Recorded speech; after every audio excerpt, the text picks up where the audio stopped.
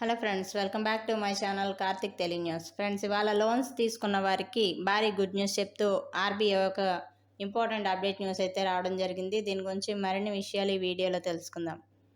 Loans వసూలు విషయంలో బ్యాంకులు అనుసరించాల్సిన విధానాలపై భారతీయ రిజర్వ్ బ్యాంక్ కీలక మార్గదర్శకాలను విడుదల చేసింది.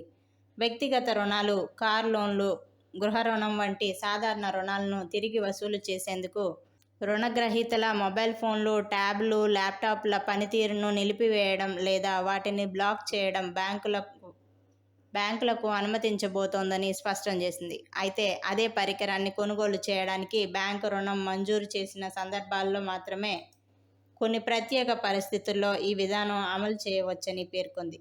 ఈ కొత్త నిబంధనలు 2027 జనవరి 1 నుంచి అమల్లోకి రానున్నాయి. రుణ వసూళ్ల సమయంలో కొందరు రుణగ్రహీతలు వేధింపులకు గురవుతున్నారనే ఫిర్యాదులు, సోషల్ మీడియా ద్వారా ఒత్తిడి తేవడం, అసభ్యకర భాష ఉపయోగించడం వంటి అంశాల నేపథ్యంలో ఆర్బీఐ ఈ మార్గదర్శకాలను జారీ చేసింది. రుణ వసూలు ప్రక్రియలో బ్యాంకులు, రికవరీ ఏజెన్సీలు బాధ్యతాయుతంగా వ్యవహరించాలని స్పష్టం చేసింది. ఆర్బీఐ తాజా సర్క్యులర్ ప్రకారం రుణ బకాయిలను వసూలు చేసేందుకు టెక్నాలజీ ఆధారిత విధానాలను ఉపయోగించి రుణగ్రహీత మొబైల్, ట్యాబ్లు లేదా ల్యాప్టాప్ల్లోని ఫంక్షన్లను పరిమితం చేయడం లేదా నిలిపివేయడం సాధారణంగా నిషేధం. అయితే బ్యాంక్ రుణంతోనే కొనుగోలు చేసిన మొబైల్ లేదా ఇతర డిజిటల్ పరికరాల విషయంలో మాత్రం ప్రత్యేక నిబంధనలు వర్తిస్తాయి. అలాంటి సందర్భాల్లో కూడా పరికరాన్ని వెంటనే పూర్తిగా బ్లాక్ చేయకుండా దశల వారీ విధానాన్ని అనుసరించాలని ఆర్బీఐ సూచించింది. ఒకేసారి అన్ని సేవలను నిలిపివేయడం కాకుండా అవసరాన్ని బట్టి క్రమంగా చర్యలు తీసుకోవాలని పేర్కొంది. ఇక అలాగే అత్యవసర సేవలకు ఎలాంటి అంతరాయం కలగకుండా చూడాలని కూడా కేంద్ర బ్యాంక్ స్పష్టం చేసింది. ముఖ్యంగా ఇన్కమింగ్ కాల్స్, ఎస్ఎంఎస్లు, అత్యవసర ఎస్ఓఎస్ వంటి కీలక సౌకర్యాలను ఎట్టి పరిస్థితుల్లోనూ నిలిపివేయరాదని ఆదేశించింది.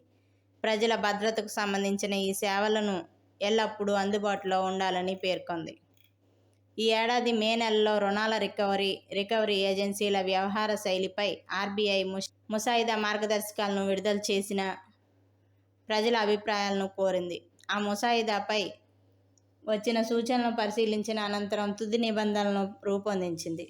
ఈ నేపథ్యంలో టెక్నాలజీ ఆధారిత రికవరీ వ్యవస్థలను అమలు చేసే బ్యాంకులు, వాటి తరపున పనిచేసే థర్డ్ పార్టీ సేవా సంస్థలు, ఆయా పరికరాల తయారీ సంస్థ లేదా ఆపరేటింగ్ సిస్టమ్ ప్లాట్ఫామ్ల నుంచి తప్పనిసరిగా ధృవీకరణ పొందాలని ఆర్బీఐ ఆదేశించింది.